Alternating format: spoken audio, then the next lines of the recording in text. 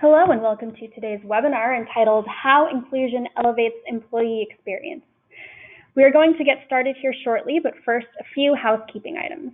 First, please note that all lines are muted, but we do want this to be interactive.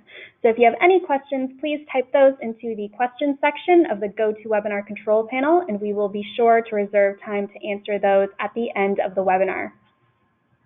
With that, we are going to go ahead and get started. Today we have two really great presenters today, Reetu Sandhu from Limeade, the Limeade Institute Manager, and Lauren Franklin, Inclusion Brand Manager here at Limeade. They're going to be talking about how inclusion can elevate the employee experience and tools for habits that you can build to build a more inclusive culture at your organization. So I'm going to hand it off to you, Lauren. Great. Thanks so much, Cassandra. Well, we're really excited to jump in today and dig into inclusion. And before we do that, I want to tell three different stories that are going to set the stage for today. So first is about Louisa. She's really excited to attend her company's year-end celebration, which was promoted as inclusive because everyone was invited. When she arrives at the event, she faces this. There isn't any signage or anyone there directing to accessible entrances. And Louisa really feels let down, and she doubts, do I really even matter? Is anybody going to notice if I'm not at this event? The second person I want to introduce you to is Greg. He's a new parent, and his partner recently returned back to school to earn a Ph.D. At work, his manager wants to make sure that Greg has time at home with the new baby, so ownership of the new account will be given to his colleague, Maria. And finally, I want to introduce you to Fatima. Her team hit their quarterly sales goals and will celebrate with a team dinner. She receives a calendar invite for the big celebration. It happens to fall on Ramadan, where she'll be fasting, and she actually feels unsafe to speak up about why she won't be joining the event. What we're going to focus on today is how to create employee experiences where people feel cared for and included by building habits at the individual and organizational level. We're going to talk about really how people like Louisa, Greg, and Fatima can not only build inclusive habits themselves, but what their organization can do to support that. So our goal is really to share the science behind inclusion, share about our research and some learnings that we've had in doing this at Limeade, and then actually work through how to change habits at your organization and give some examples. So we're going to get back to these employees later on, but first we want to dig into the science. So again, here's just a recap of what we're going to cover today, really focusing on the action piece. But in order to really talk about how to act on inclusion, we want to go back to just the definition of what it is. So with that, I'm really excited to pass off to Reetu to jump into the research. Hi, everyone.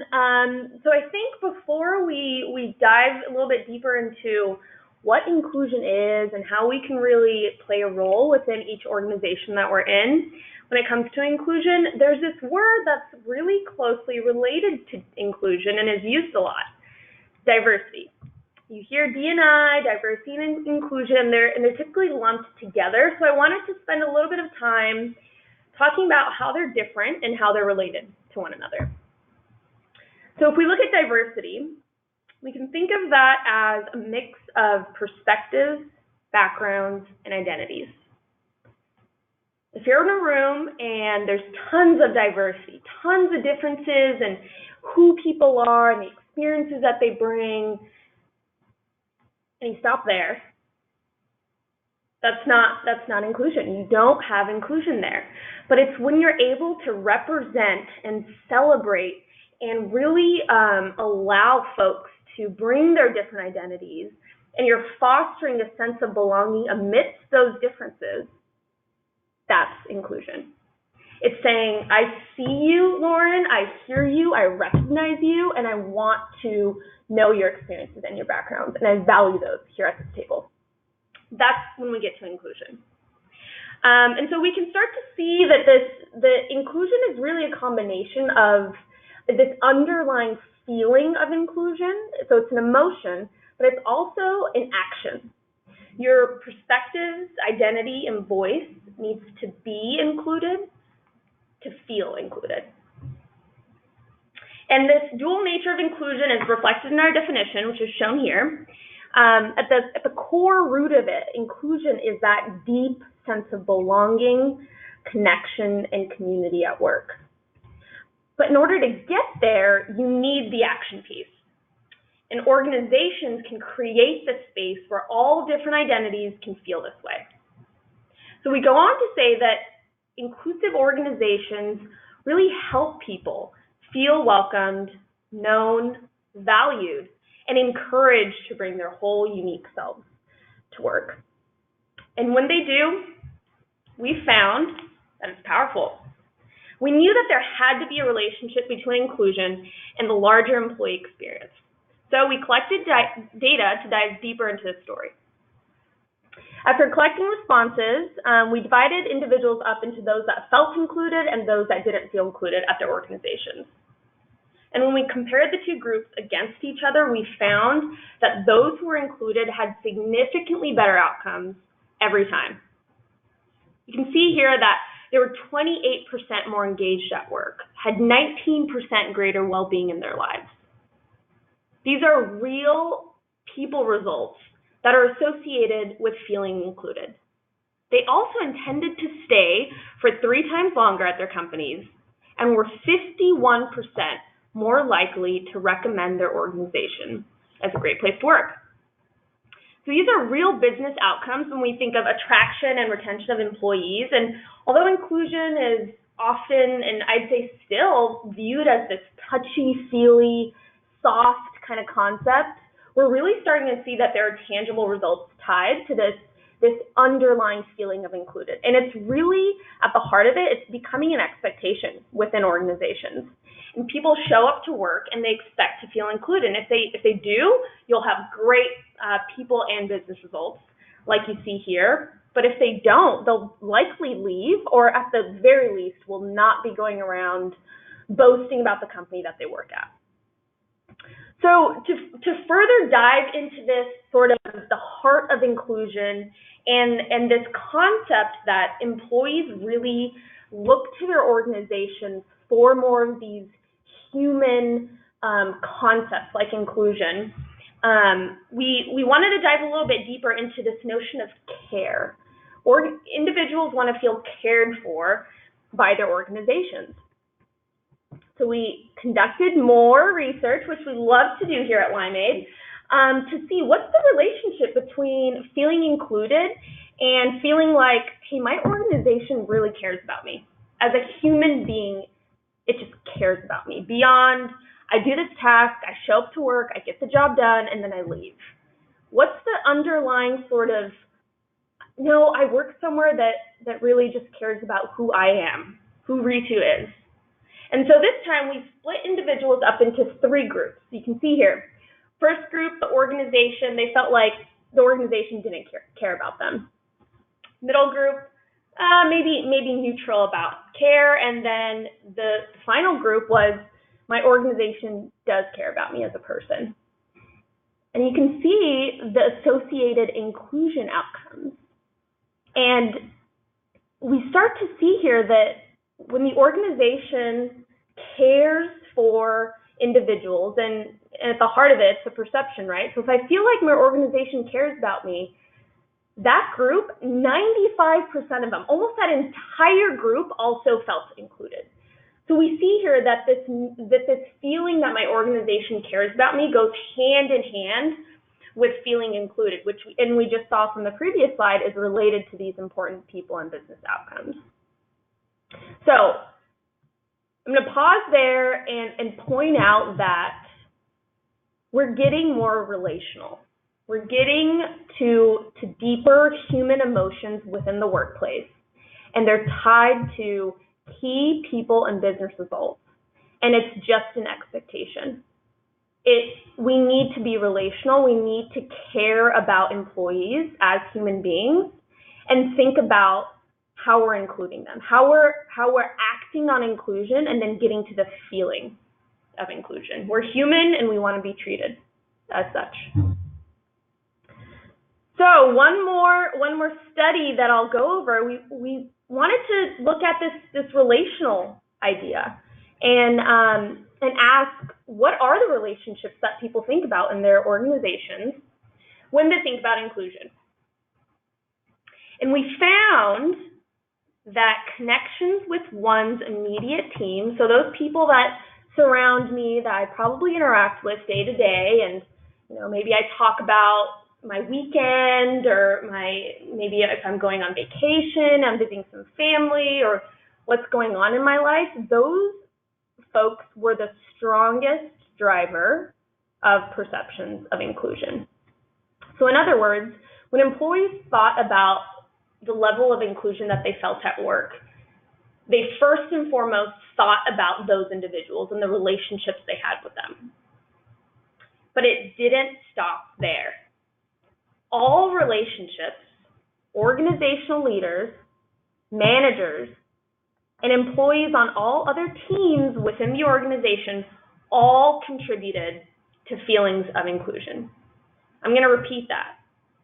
All relationships within the organization were statistically related to perceptions of inclusion at work. Everyone plays a role in inclusion. It's not just a banner or a proposition on a company website. It's not just words, it's relationships. It's behavioral, and it's the daily behaviors and relationships that folks have. And so now I'm gonna hand it back over to Lauren, and she's gonna talk about, well, okay, so what does this look like? This is a research that informs how to think about inclusion within an organization, but how do we bring this to life? And that's a question that we asked ourselves here at Limeade. What are things, what are those tools that we can have to bring it to life within an organization if we know that relationships matter? Yeah, and I think probably many of you joining us today can relate to that. Having a lot of information about this topic, it's starting to be one of those areas where we have a lot of data around it, but the next step in the what to do is what's missing. And I learned that from experience. I had the opportunity to work alongside Reetu as she led this research, and we had all this research at our fingertips, but we weren't truly seeing that shift in our company. And I think that was a really humbling moment. And so I started to, really went back to the drawing board when I was leading our diversity and inclusion efforts here at Limeade. And I love making lists. I'm a list person. And so one of the things that I kept reading was get your leaders on board. And I was like, well, I've done that. They're really supportive, and we have all this research. So what's next? And I think at that point, especially looking at this stat and thinking about that, we realized that we were missing our biggest and most important asset, which is our employees. The critical mass at organizations that really help you shift your culture and make an impact on inclusion. So if we wanted to make that meaningful shift in our culture here at Limeade, we knew that we had to do that through building habits and starting to change behavior. And that's really what sparked the inspiration for what we call Limeade Kaleidoscope. So what you're seeing here are assets from our internal diversity and inclusion campaign. So we were trying to make this come to life for employees in many different ways and make it so present for them. So a couple things you're seeing here. This frame on the lower left-hand corner is actually a physical frame we gave to all employees here at headquarters, as well as our employees who live across the globe. And they put a photo in it that represented some part of their identity. So thinking back to how Reetu was talking about the diversity piece, how can people have that opportunity to share some part of who they are? Whatever photo was in this frame gave people permission to ask about that. So it was sparking real meaningful conversation around your identity. And then we also had in every single meeting room inclusive meeting tips. So that was helping support employees in running meetings that made sure that the voices were heard of all of our employees. Another thing you're seeing here, this Be Kaleidoscopic hashtag, which on the surface probably doesn't make any sense to anybody. It was kind of like our internal company joke, and really like the inside joke here at Limeade. And if somebody saw somebody really living out inclusion at Limeade, they use this hashtag in our platform to acknowledge that behavior. So in a way, it was kind of using social learning to start to teach about inclusion. So they could say, hey, Reetu, you did a really awesome job at that meeting, ensuring that our employees who weren't in the office, that their perspectives were heard. That was a hashtag Be Kaleidoscopic moment, and I learned a lot from you. So again, really trying to make this very present for employees, not only with physical assets, but with hashtags we're using from the social learning perspective. And so what was really central to building all these habits was giving people a place to track their behavior, see their peers working on it, keeping the efforts front and center in a tool they were already using, which is how we used our Limeade platform. And this helped us emphasize that this is everyone's role. Like you were saying, Reetu, everybody matters in terms of inclusion. It needs to be actionable. It needs to be relational. So I wanted to give that example to set the tone for what we're about to talk about, which is kind of our habit building model and what this looks like. So I'll take a step back for a second and talk about what is a habit? What do we mean by that? So a habit is really, it's a behavior that you can repeat over time, and ultimately it becomes a habit. So we're really kind of breaking habits down. So you can see here in this definition, it's automatic, and it's elicited by different contextual cues. And how you build one, it's really through behavior change, and it has to take place in stages, and it must be reinforced by external environment. So I'm going to show this visual, and Reetu and I are going to talk through it and then give some examples to really illustrate what this means. How does an individual build a habit? How does each person in the organization start to build efficacy in inclusion? So I'll let Reetu talk about the individual level, and then I want to talk about the organizational level and give some examples. Yeah, thanks, Lauren. I think that to really call out that, we're diving into this action piece now. We defined what inclusion is, the research that is associated with it, that really points to these people and business results. And now we're getting to action and how to change behavior and develop inclusive habits. So just calling out that sometimes, we work forward with things and we realize, oh, this is working really well within the organization. We need to keep doing more of this. But with inclusion, it's a little bit backwards, and that's difficult. Just calling out that, this is an emotion, this is a feeling, this is a human connection that matters, and then working backwards from there. Okay, how do we do a better job of this as individuals, as managers, as organizations, as just a community? I think that the fact that we're doing that, having some grace and some sort of understanding that this is hard, and even progressing through this model, it's hard. Behavior change does not happen overnight. It happens over time. And it's so important for everyone to recognize that. And I think I get kind of passionate about this and personal about it because I know that I've had experiences with inclusion where it gets a little, well, you just need to change overnight. You just need to change your behavior. But what are the tools and the research that we can rely on to go through that and get there, because it's a journey. And so all that to say, if we look at this sort of journey that's outlined for us here, it's based on behavior change theories, and it's just a framework to think about how we can get from old behavior, old habits, to a new habit. And it really, at the start of it, begins with my self-efficacy, the extent to which I feel like I can even make a change to begin with, or I'm supported to do such, or if I'm encouraged to do that, or if that's sort of the norm within my organization. And then the first stage is heavily around the knowledge and building awareness.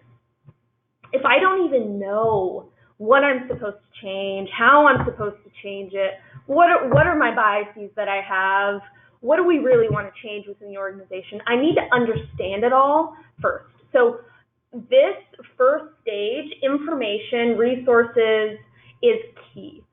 Organizations really need to equip everyone and do the work to get there to figure out, okay, where are our gaps? What do we really need to focus on as individuals and as a company? And then from there, you can start planning out, what do we need? What are the resources that we need to give employees to really start making that change? Is it a training? Is it more information? Do they have what they need and the tools that they need to start drawing on to change their behavior? And then we move into action, the action phase. All right, I'm going to start catching maybe my old behavior or my old thinking, my old mindset, and it's going to be trial and error over time. I'm gonna have to do it over and over again. I'm gonna have to catch myself if I have a really bad tendency to interrupt people, for example. I'm working on it and I catch myself, and I have a lovely boyfriend who calls me out every time I do it, and it helps me because now when I interrupt someone, I'll say I'm sorry. I'll say, I'm so sorry. I know I interrupted you. I'm so sorry. Continue. And I'll catch myself. I'm not there yet. It's still a habit that I need to break, and I need to stop interrupting people because it's rude and it doesn't show that I value their opinions. And my crazy worrying mind that's always going, needs to calm down a little bit and just hold my thoughts. And it's something that I'm working on. But again, trial and error, and I'm thinking about all the ways that I can change that behavior. And then ultimately, over time, not overnight, I will get rid of that habit. I will develop a new mindset, a new way of how I engage with individuals, and I'll really start to get to that relational inclusion phase. And so that's sort of the journey that an individual goes through to change behavior. And like I said, this is based on tons of behavior change theories, and there are a couple called out at the bottom: theory of planned behavior, social cognitive theory. Had to cite them, sorry, that's just the researcher in me. And a key thing to call out that these theories explain is that we don't operate in a vacuum. I can't just be inclusive or feel inclusion on my own, especially within an organization. We all operate in an environment, and that's where the organization comes into play. It creates the environment in which everyone within it is operating. And so the organization plays just as much of a role in this behavior change that individuals do. Yeah, and I wanted to dig in a little bit into that, and I think Kaleidoscope, again, was one way we were trying to provide that. And one of the things, as I was learning about this habit building model myself from Reetu and the Limeade Institute, is that if you notice over time, so there's different supports that the organization is putting in place that happen during that knowledge and awareness phase of the individual habit. So there's different things that the organization can do to support transition from one phase in the individual habit building model to the next. But what you'll notice is that actually the effort needed by the organization decreases over time. And that last little bullet you see, culture, that's when it just becomes the way you do things at your organization and why you do them. So if you're sitting there thinking, oh my gosh, this sounds really hard. This sounds like a ton of work. Bad and good news on that is that the bad news is it is really hard. This is really hard work, and it takes time and intention. But the good news is you're doing culture work and you're building a foundation for what it's going to feel like to work at your organization for years to come. So employee resource groups, diversity training, all those things are really important elements of diversity and inclusion, but the real shift comes in this and supporting your employees. So I want to go back to the experiences of Louisa, Greg, and Fatima to further illustrate this model. So when Louisa's company planned an event that they thought was inclusive, they weren't intending for her to feel unwelcomed. And Greg's manager likely thought that they were looking out for Greg, right? By saying, hey, your colleague Maria can take that account because you've got a new baby and we want to look out for you. And I also want, would Fatima feel safe if she felt safe to speak up to her colleagues, they might have just been happy to consider another time to host the dinner and maybe break fast together. But I think, how could these experiences have been different if inclusion was really a part of the culture and they felt supported? And I use these examples because none of these are egregious. They're not outright exclusion, telling these people that they don't matter. It's actually these unintended moments that really leave a lot of opportunity for inclusion happening at all levels to really manifest successfully. So I want to go back to the habit building model, and I want to talk specifically about how Greg's experience could have been different had this been thought about. So for example, in this knowledge and awareness phase, so imagine that Greg's manager had videos or trainings that were happening during lunch breaks where he could learn about how to prepare for conversations with employees preparing to go on leave. And then Greg's manager also starts to see communications about that. Maybe it's flyers going around, a communications app his company uses. So that start to get reinforced around why this matters. It's building the awareness. Maybe it's also that the Working Parents Employee Resource Groups host an annual event on this, talking about leave and what that means for parents. And then there might be some element of feedback for Greg too.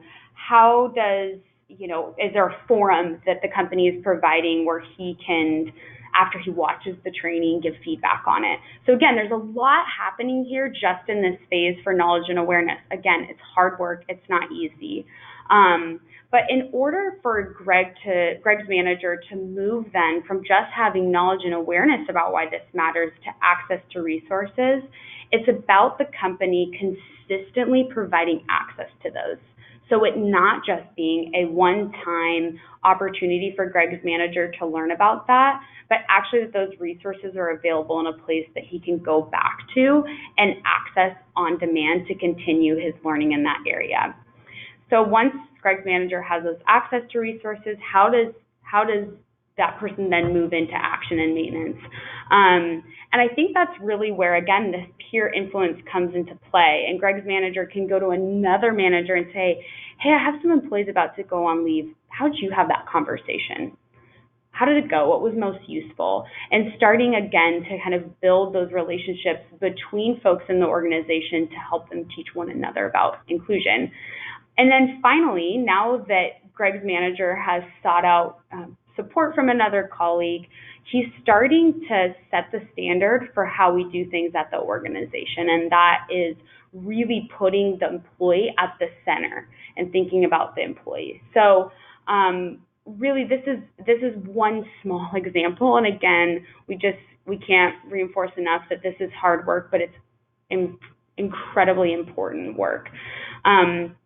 So with that, and again, we can further illustrate in this. I know we're going to have plenty of time for questions, so we're happy to dig through some of those things, and we're going to give you the opportunity, have a little homework for you.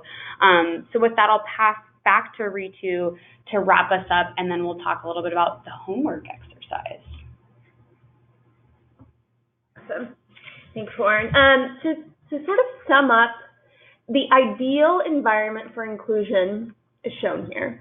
And we can think of org support as all of those ways in which an organization can provide the resources that individuals need to continue along this journey to inclusion.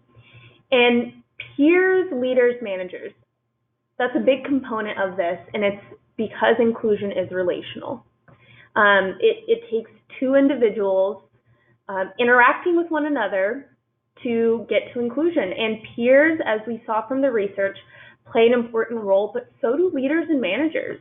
So depending on what your role is, I mean, we're all peers, right? And if you're a leader or a manager, think about how your role might be different for how you create that environment or maybe the norms within your team to foster inclusion. And so it's really when everything comes together within an organization and works together, the people, processes, the entire system in place to get to a culture of inclusion. And that's really what we're aiming for. But again, that's huge, right? And so think about just what you can do tomorrow. What are you going to do to try to make this real at your organization? Think about one thing. And I know it's, we want to get to inclusion for everyone and within the whole organization, but it really starts with one step. And think about what you personally can do. It could be a conversation that you need to have. It can be a pitch for some new resources that your organization might need. It could be a deeper dive into data and insights to allow transparency into your organization. But at the end of the day, everyone plays a role in this, and we all can absolutely do something. So I'd encourage you to ask yourself, what can I do? Not call someone else out to do, but what can I do tomorrow to make this real at your organization? Yes, and to get started, we actually do have a worksheet that we will be sending out in the follow-up when you get the recording and slides to this webinar that's really going to walk you through this and the habits that we had talked about earlier. So be on the lookout for that in your inbox. And with that, I would also love to open up the floor for Q&A. So we'll give folks a little bit of time to type in those questions, and I see that a few of them have already come in. So we'll be sure to get those answered for you all. Let's see. We have a question about the research that you mentioned in this webinar. That will definitely be shared out after the webinar. And so all of the slides and everything that you all would want to hear about from this webinar, we'll be sending that out in the recording. You'll also get the slides and then the worksheet that we have just talked about. Here's a question: because inclusion is relational, perhaps we should ask not only what I can do, but what we can do at the organization. Mm-hmm. So how can you kind of go about doing that? Do you want to take that, or you want me to take that? I think we both, I'm sure, have, it's we, right? Yes, exactly. We both have thoughts on it. Yeah, so I think that I love that question, and I love that you're kind of putting your own call to action in the chat. That really inspires me. Yes, what can we do at our organizations? I would say as a very first step, after you identify what's the one thing I can do, go share that with somebody. How can you maybe even just start to create, again, what we were kind of talking about with that social learning piece? You share what you're going to do, and then kind of nudge that other person. What might you do? What might you do on your team? And I would really urge you and challenge you to think about other people in different departments you can reach out to. So how to start spreading this and really dig those roots in, I think, is a matter of spreading across the organization. Of course, we love it when you share things from Limeade, so feel free to share the recording of this, the slide deck, if that helps spark ideas for others in your organization. Really, sharing is caring in this example. And of course, we're always here to ideate on ways that you can make it come to life at your organization as well. Yeah, I also love that statement. And I think it's both, right? It's, again, inclusion, I can't just do it on my own. So even if I ask myself, what is it that I can do? It's for the sake of inclusion, which is either, maybe I'm really struggling to share my experiences with Lauren, or say it's with my manager who really doesn't know what's going on and I don't feel included, but I'm not sharing what's going on in my life. And of course, there are multiple forces at play. It's the relationship that I have with my manager. It's the environment that she's creating. But I don't know. I think it's everyone asking themselves that question and coming together. It really takes each and every individual in the relationship to play a role to get to we. And I think that regardless of who you are or where you are in an organization, whether it's a someone you bump into and you, develop a relationship with them, or if you are the CHRO and you have access to bring more resources into the organization. I think we all play a role in it, but ultimately, absolutely, it is we, and it's developing those relationships within an organization. Awesome. We also have a question: how can Limeade help an organization to improve inclusion? What resources or tools can you provide? Yes, another question we love. So in my role, I have the wonderful opportunity to get to talk about our Limeade Inclusion Solution with people all across the country who are leading diversity and inclusion efforts. And one of the things that we learned when first embarking on this work was there was not a lot of tools out there that helped provide action, getting down to that habit building level. So we have our Limeade Inclusion Solution, which is focused on just that. So that habit building model that we showed on the screen, we're putting a technology solution in place to allow that to manifest at an organization. So what that looks like in the solution, it's made up of 4 components. It starts with a survey that's gathering insights from your employees and what do they want to see in terms of inclusion, giving them the opportunity to share and the organization the opportunity to listen. And once the organization has those insights, we use those in the platform to recommend activities to managers and to employees on how they can help make the organization more inclusive. And again, those are really focused on building habits and inclusion. Of course, all that information is summarized in insights dashboards, giving you the opportunity to dig deeper. And then, of course, we partner you with a strategic account executive who really helps you think about how inclusion fits within your larger people and business goals. If you're interested in learning more about that, I know Cassandra will follow up with our details. I'm happy to share more and show a demonstration as well. Thank you for that question. Awesome. And then we also have a comment/suggestion from somebody here and what they're doing that they wanted to share, which is they're hosting a design thinking session with their HR leadership team about how they can integrate inclusion and inclusive design principles across the processes, which I think is great. Any kind of thoughts on that, or have you heard of any other companies doing something very similar, or have you ever run into that before? Yeah, there was actually an event happening here in Seattle a couple weeks ago focused on that.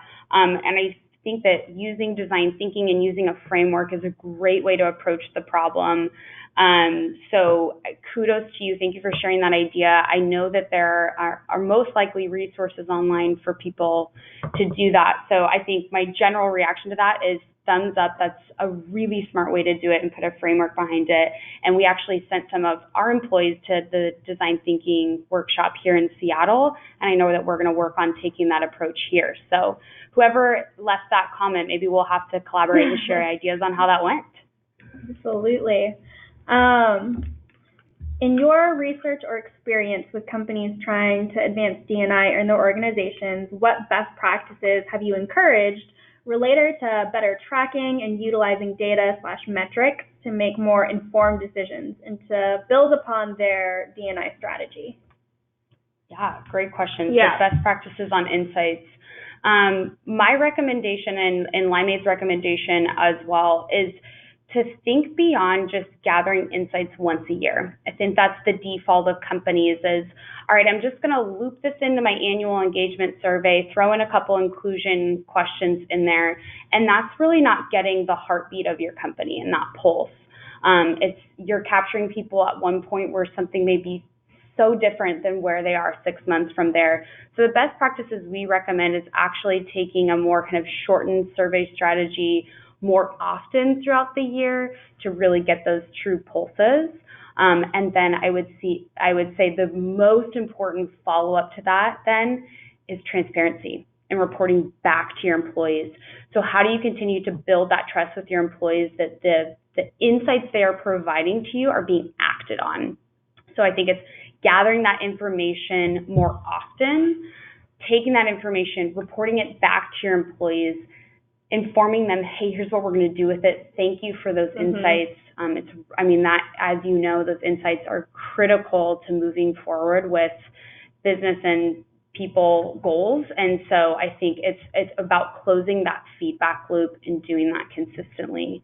Would you add anything, Reetu? No, I think I just want to echo the transparency piece. I know that I've had interactions with some folks who considered not sharing results, and that works against inclusion. It is not, I think we need to ask folks how they're doing. We need to ask ourselves, how are we doing as a company? And then move beyond that and say, this matters to us. And how to communicate that is to have conversations with employees and share those results. And then beyond that, share the action and the commitments that are coming from that. And that is so huge beyond gathering the data. I think that data is 100% important to inform both how we're doing currently and where we want to be. But it just can't end there. It needs to trickle down all the way to those conversations that are being had between managers and their teams to say, hey, we wanted to hear from you. We wanted to know how we were doing. We took the actions to look into that. Here's what we heard, and here's what we want to do about it. And then we also have a question here about, is there a paradigm shift from the individual to the collective, especially with all the habits that you're talking about? It's hard to make the shift from the individual to the collective. Are there any thoughts on that in terms of individual habits and how they might grow to a larger group? That's a really interesting question. Reetu, do you have some initial thoughts on that? Yeah, I would. That's such a good question. And what that points back to is the intersection between the individuals and the company. At the end of the day, if you think about your company culture, we all have one. And the organization also has habits in that way. What are the sort of ways of thinking or ways of operating within an organization? That is 100% an organizational habit. And those are going to influence individual habits. And the individual habits influence the organizational habits. So they work hand in hand together. And I think it begins with recognizing that culture has such a huge invisible pressure on the way individuals are going to behave. So it's not enough to just say, here's a habit building model, every single employee, go do the work now. That's not going to work. It needs to be a recognition of asking, what is our culture that's going to put the pressure on how individuals are currently behaving and how they're going to behave? And then what's the culture we want to have? And how do we be intentional about creating organizational habits that'll reinforce those individual ones? So it really is, it's a system, right? We cannot look at everything in isolation. We need to recognize how things work together. And I'd say a great question to ask for everyone on the call, for the person who asked that question, for us here at Limeade, is what are our organizational habits? What's our culture, and how is that influencing the behavior of people here? And then we also have a question: to go beyond transparency and sharing learnings from data and metrics, how would you recommend an organization move towards accountability? So beyond just setting targets and including D&I and performance reviews, how would you recommend they move towards more like accountability for their behaviors? Yeah, that's another really good question. So I think that what can often happen in diversity and inclusion specifically, and also in culture work, is really, really big, lofty goals that make it very hard to report out on and really hard to make progress on. And so I think that directly impacts accountability if there aren't really those measurements in place. And if the goals are vague, like, creating a more inclusive place to work, or if it's just around recruiting goals and not around inclusion. So my recommendation, and what I have learned in my work as well, is how can you boil it down into maybe just 3 things you want to work on in 2020? Think of it, or in quarters, if that makes more sense for your business. But starting to break it down and get more specific, and then as you set those goals, putting in what accountability looks like. And in the same way with transparency, close that feedback loop. So if you have, again, kind of breaking it down into smaller chunks of time, more clear goals, and then what does accountability look like on those goals, and then when will you report back?